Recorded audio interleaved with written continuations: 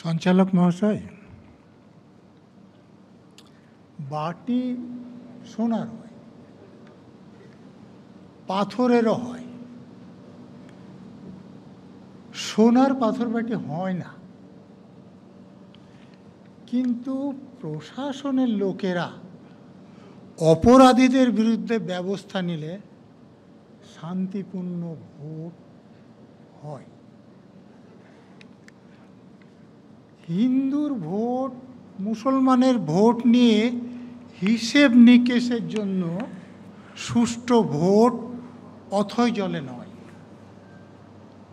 অথৈ জলে অপরাধীদের ছেড়ে রাখার জন্য।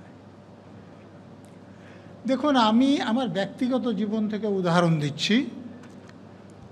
80-র দশকে আমি শিলিগুড়িতে অ্যাডিশনাল এসপি হিসেবে, আইপিএস অফিসার হিসেবে বিধানসভার ভোট ডিউটি করেছি। 90-এর দশকে কলকাতায় কর্পোরেশনের ভোটে ডিউটি করেছি। যদি কারো ক্ষমতা থাকে বলবেন যে আমি যেখানে ভোটে ডিউটি করেছি সেখানে ভোট শান্তিপূর্ণ হয়নি।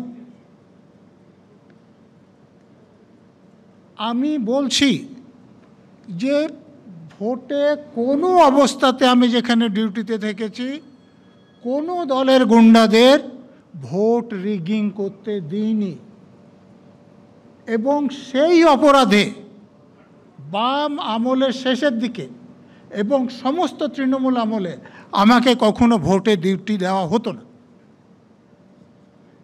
বাইরে থেকে লোক আনা হতো, কিন্তু আমাকে বসিয়ে রাখা হতো, কারণ আমি শাসক দলের গুন্ডাদের ভোটে রিগিং করতে দেব না।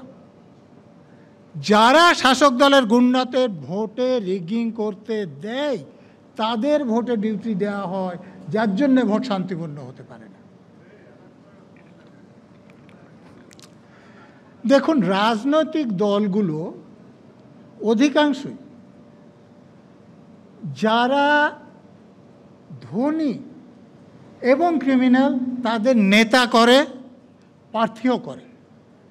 আপনারা আমাকে প্রশ্ন করতে পারেন, আমি তথ্য দিয়ে প্রমাণ করছি সেটা। আচ্ছা, 2024 সালে লোকসভায় যারা এমপি হয়েছেন আপনারা কি জানেন তাদের 93% বহু কোটিপতি, এবং অন্ধ্রপ্রদেশের গুন্টুরের এমপির ঘোষিত সম্পত্তির পরিমাণ 5,705 কোটি। আপনারা সকলেই জানেন যে এই সম্পত্তি ঘোষণার ব্যাপারে রাজনৈতিক নেতারা কি পরিমাণ সৎ এবং স্বচ্ছ। এই যে গত বিধানসভাতে আমাদের রাজ্যে যারা এমএলএ হয়েছেন তাদেরও 54% বহু কোটিপতি, এবং তালডাগরার এমএলএর ঘোষণা আপনারা দেখুন, তার সম্পত্তির পরিমাণ 40 কোটি। সম্পত্তির ব্যাপারে রাজ্যের এমএলএরা লোকসভার এমপিদের থেকে পিছিয়েও থাকলে ফৌজদারি মামলার ক্ষেত্রে কিন্তু এগিয়ে আছে। 24 সালে যারা এমপি হয়েছেন তাদের 46%-এর বিরুদ্ধে খুন, অপহরণ, বলাৎকারের মতো ফৌজদারি মামলা আছে। আর রাজ্যের গত বিধানসভায় যারা এমএলএ হয়েছেন তাদের 49%-এর বিরুদ্ধে এরকম ফৌজদারি মামলা আছে। অর্থাৎ যারা এমএলএ হয়েছেন তাদের অর্ধেক বিরুদ্ধে এরকম ফৌজদারি মামলা আছে। আপনারা চিন্তা করুন যে এই এমপিরা তো কেন্দ্রের সরকার গড়েছেন, এই এমএলএরা তো রাজ্য সরকার গড়েছেন। তো আপনারা কি মনে করেন যে এই সরকার, রিটার্নিং অফিসার, নির্বাচন commissioner, presiding, polling, police officer যাদের ভোটে নিযুক্ত করবেন সৎ লোকদের নিযুক্ত করবেন না অসৎ লোকদের নিযুক্ত করবেন? যদি অসৎ লোকদের নিযুক্ত করেন তাহলে আপনারা কি করে আশা করেন বলুন তো যে সুষ্ঠু এবং শান্তিপূর্ণ ভোট হবে? আজকের আলোচনার প্রেক্ষিত হচ্ছে গতকাল কালীগঞ্জ বিধানসভার লোকগণনায় শাসক দলের প্রার্থীর বিজয়ের সম্ভাবনা দেখা দিতে বিজয় মিছিল থেকে শাসক দলের গুন্ডারা যারা বিরোধীদের ভোট দিয়েছেন তাদের বাড়িতে বোমা মেরে সম্পত্তি নষ্ট করেছেন, একজন নাবালিকাকে নিহত করেছেন এবং অন্য কয়েকজনকে আহত করেছেন। প্রথম প্রশ্ন হচ্ছে, বিজয় মিছিলে বোমা তো আকাশ থেকে উড়ে আসেনি, পাতাল থেকেও ফুঁড়ে বেরোয়নি, তাহলে যারা ওই মিছিলটা করছিলেন বোমা সঙ্গে করে নিয়ে গিয়েছিলেন, তাহলে গণনা এবং ভোটের সময়ে বোমাগুলো তাদের ছিল। প্রশাসন যদি তাদের দায়িত্ব পালন করত তাহলে থাকতে পারত না, এই বোমাতে তামান্নাকে মরতে হতো না। দেখুন, মায়ের কথা আপনাদের চ্যানেলে বারবার আপনারা দেখিয়েছেন, যাদের বাড়িতে বোমা মারা হয়েছে তাদের বাড়ির ভাঙা টালির চালা, বাড়িতে যে বোমাতে ফুটো হয়ে যা বাটি বা অন্যান্য আসবাবপত্র, রক্তের ছোপ দাগ, সেগুলো আপনারা দেখিয়েছেন। এখন এখানে তার মা এবং এই লোকগুলো খুব পরিষ্কারভাবে বলছেন যে আমরা শাসক দলকে ভোট না দিয়ে বিরোধীদের ভোট দিই, তার জন্য শাসক দলের গুন্ডারা এসে আমাদের বাড়িতে বোমা মেরেছে, আমাদের মেয়েকে বোমা মেরে হত্যা করেছে। দেখুন, শাসক দলের নেতা তথা মুখপাত্র এখনই বললেন ফাঁসি চাই। ফাঁসিটা কী করে হয়? তিনি চাইলেই তো ফাঁসি হয় না। পুলিশের লোকেরা প্রমাণ জোগাড় করে আদালতে দেয়, প্রসিকিউটররা সেগুলো আদালতে উপস্থাপন করেন এবং জজ সাহেব যদি সন্তুষ্ট হন তখন ফাঁসি দেন। কিন্তু আপনারা যে গুন্ডাদের ধরা হয়েছে তাদের প্রাসাদের মতো বাড়ি দেখাচ্ছে। আর এসপি আপনি বললেন কোনো রকম তদন্ত না করে মানে দুর্ঘটনার তত্ত্ব খাড়া করছে। তিনি কি বলছেন যে 23 সালেও এখানে এরকম রেষারেষির ফলে একটু বোমা পড়েছিল, স্থানীয় ওসি আহত হয়েছিল। খুব ভালো কথা।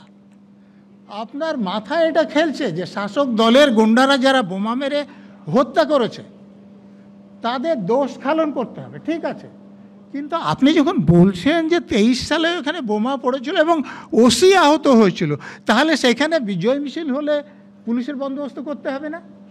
তা আপনি সে দায়িত্ব পালন করেননি, সেটাও যে আপনি বলে দিচ্ছেন, এই বুদ্ধিটুকু মাথাতে আছে? তাহলে এই পুলিশ অফিসাররা তদন্ত করে ফাঁসি দেবে? এরা তদন্ত করবে না জেনেই আপনার সময় আমি একটাও কথা বলিনি, ভদ্রতা দেখা। আপনার সময় একটাও কথা বলিনি। এর মধ্যখানে নয়, আপনি ওপেন ফোরামে বলবেন, ওপেন ফোরামে বলবেন। এটা হবে না। ভদ্রতা শিখুন please please please please please please একদম। কুণালদা, তখন আপনাদের খুঁজে পাওয়া যাবে না, সময়ের মধ্যে আপনারা ক্ষমতায় থাকবেন না। কুণালদা প্লিজ, এ কি ভদ্রতা থাকা উচিত।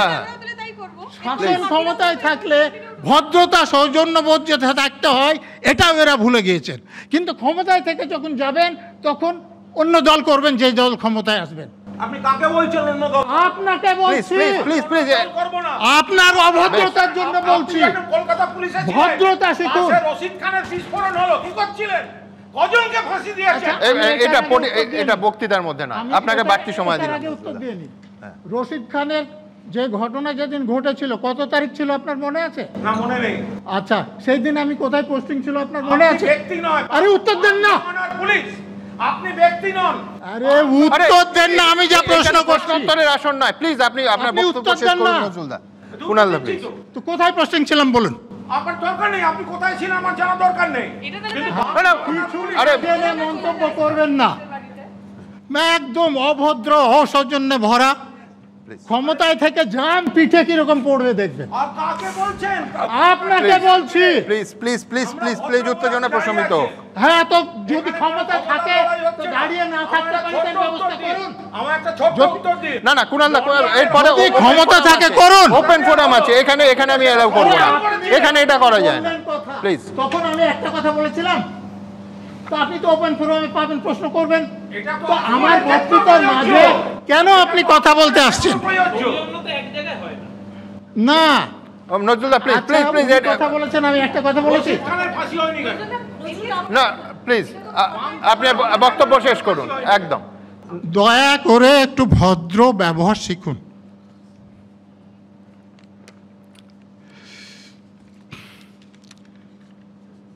আমাদের আগের প্যানেলের বক্তা বললেন যে এখানে ভোটে যে হিংসা, সেটা নতুন নয়, সত্যি নতুন নয়। সঞ্চালক মহাশয় এটা মনে করিয়ে দিলেন যে বাম আমলে কিছু অপরাধ হয়েছিল, অথবা বিজেপি শাসিত রাজ্যে কোনো অপরাধ হচ্ছে। তার মানে এই নয় যে এখানে সে অপরাধ হলে সেটা আর অপরাধ থাকে না। 2021 সালের ভোটে এবং ভোটের পরে কি ঘটেছিল সেটা আপনাদের জানা আছে। বিরোধীরা অভিযোগ করেছিলেন যে ভোট পরবর্তীকালে ব্যাপক হিংসা হয়েছে। আমাদের রাজ্যের মুখ্যমন্ত্রী তথা পুলিশ মন্ত্রী পরিষ্কার বলেছিলেন যে হিংসার কোনো রকম ঘটনা ঘটেনি। হাইকোর্টে মামলা হয়েছিল। হাইকোর্টের নির্দেশে জাতীয় মানবাধিকার কমিশন যে রিপোর্ট দিয়েছিলেন, আমি অনুরোধ করব সেই রিপোর্টের 13 নম্বর পৃষ্ঠায় ডিজির রিপোর্টে যে পরিসংখ্যানটা দেওয়া আছে ভোট পরবর্তী হিংসার, সেটা দেখুন, আমি বলে দিচ্ছি। ডিজি তার রিপোর্টে বলছেন যে ভোট পরবর্তী 49 দিনে 29টি হত্যার, 12টি বলাৎকার এবং যৌন হেনস্থার, 391টি গুরুতর জখম করার, 940টি অগ্নিসংযোগ লুটতরাজের এবং 562টি ভয় দেখানোর মতো হিংসার ঘটনা ঘটেছিল। 49 দিনে 29টা হত্যা, 12টা বলাৎকার, আর আমাদের রাজ্যের মুখ্যমন্ত্রী তথা পুলিশ মন্ত্রী বলছেন যে হিংসার কোনো ঘটনা ঘটেনি। ফলে বর্তমান রাজ্যের শাসক দলের নেতা নেত্রীরা কীরকম সত্য কথা বলেন, এখানে তার প্রমাণ পাওয়া যায়। শুধু 21 সালে নয়, এই 2023 সালে যে পঞ্চায়েত ইলেকশন হয়েছে, সেই পঞ্চায়েত ইলেকশনে আমি একটা শেষের শুরু বলে বই লিখেছি। সেখানে দেখবেন যে এই ভোটের সময় যারা নিহত হয়েছিলেন তাদের 64 জনের আমি তালিকা দিয়েছি। কোথায় নিহত হয়েছেন, কোন পার্টির লোক, কারা হত্যা করেছেন, তাও আমি লিখেছি।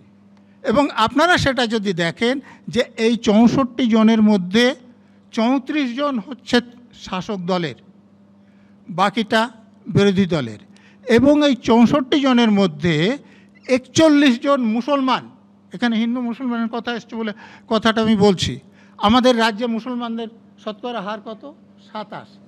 আর ওই 64 জনের মধ্যে 41 জন মুসলমান হলে হার হয় কত? 64। অর্থাৎ মুসলমানরা অনেক বেশিভাবে এই ভোট হিংসায় নিহত হচ্ছে। এই যে বর্তমান যে ঘটনা যে আজকে আলোচনা হচ্ছে, সেখানে যাকে হত্যা করা হয়েছে সে কি? মুসলমান। যাদের গ্রেফতার করা হয়েছে তারা সকলেই মুসলমান। আমি যেটা বলতে চাইছি যে আমাদের রাজ্যের বর্তমান শাসক দল মুসলমানদের ওই ভোট ব্যাংক করার জন্যে তাদের ক্রিমিনাল তৈরি করছে। এটা তাদের পক্ষে খুবই ভয়াবহ।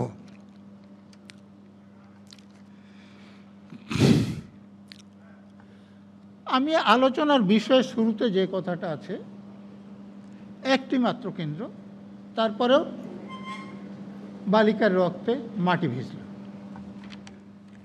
দেখুন, একটি মাত্র কেন্দ্রে শান্তিতে এবং সুষ্ঠুভাবে ভোট করার জন্য যে লোকবল দরকার, সেটা রাজ্যেরও অভাব ছিল না, কেন্দ্রেরও অভাব ছিল না। অভাব ছিল সদিচ্ছার, সততার, নিরপেক্ষতার। রাজ্যের পুলিশ মন্ত্রী যদি অপরাধীদের কাছে থাকা বেআইনি বোমাগুলি, বন্দুকগুলো উদ্ধারের ব্যবস্থা করতেন, তাহলে এ ঘটনা ঘটতে পারত না। কেন্দ্র সরকারের দায়ও কিন্তু এখানে আছেন। দেখুন, আমাদের সংবিধানের 324 নম্বর ধারার 6 উপধারা অনুসারে যখন নির্বাচন হয়, তখন রাজ্য সরকারের যে কর্মরতদের ভোটের কাজে দরকার হয়, তাদের রাজ্যপাল নির্বাচন কমিশনারের অধীন করে দেয়। তাহলে যে রিটার্নিং অফিসার, যে প্রিজাইডিং অফিসার, যে পুলিশ অফিসার ওখানে নির্বাচনের কাজ করছিলেন, তারা ঠিকমতো কাজ না করার জন্যে ইলেকশন কমিশন তাদের বিরুদ্ধে ব্যবস্থা নিতে পারেন, কিন্তু নেওয়া হবে না। কারণ হচ্ছে যে কেন্দ্রের শাসক দলের উপরের নেতাদের সঙ্গে রাজ্যের শাসক দলের উপরের নেতাদের যে গোটা বা সেটিং আপনারা যাই বলে। আপনারা প্রশ্ন করতে পারেন যে আপনি এটা বলতে পারেন, প্রমাণ আছে? আমি বলবার প্রমাণ আছে। 2021 সালে নন্দীগ্রামের ভোটে মমতা ব্যানার্জি হারার পরও মুখ্যমন্ত্রী হিসেবে শপথ নিয়েছিলেন, আপনাদের মনে আছে? দেখুন, আমাদের সংবিধানের যে 164 নম্বর ধারার 6 উপধারা অনুসারে 6 মাসের মধ্যে এমএলএ নির্বাচিত না হলে আর মন্ত্রী থাকা যায় না। তো 6 মাসের মধ্যে যাতে ভোটটা হয়, তখন কোভিড চলছে, বন্যা পরিস্থিতি ছিল। রাজ্যের মুখ্য সচিব মিথ্যে করে, রাজ্যে তখন কোভিডের নিষেধাজ্ঞা লাগু আছে, বললেন যে কোভিড এখানে ভালো হয়ে গেছে, বর্ষা নিয়ন্ত্রিত হয়ে গেছে। যদি না এখন এই ভবানীপুরের উপনির্বাচন করা হয়, তাহলে কিন্তু সাংবিধানিক সংকট দেখা দেবে। আমাকে দয়া করে যদি কেউ বলে দেন যে সংবিধানের কোথায় লেখা আছে যে মমতা ব্যানার্জিকে রাজ্যের মুখ্যমন্ত্রী থাকতে হবে? সংবিধানের কোথায় লেখা আছে যে ভবানীপুর থেকেই মমতা ব্যানার্জিকে উপনির্বাচনে দাঁড়াতে হবে?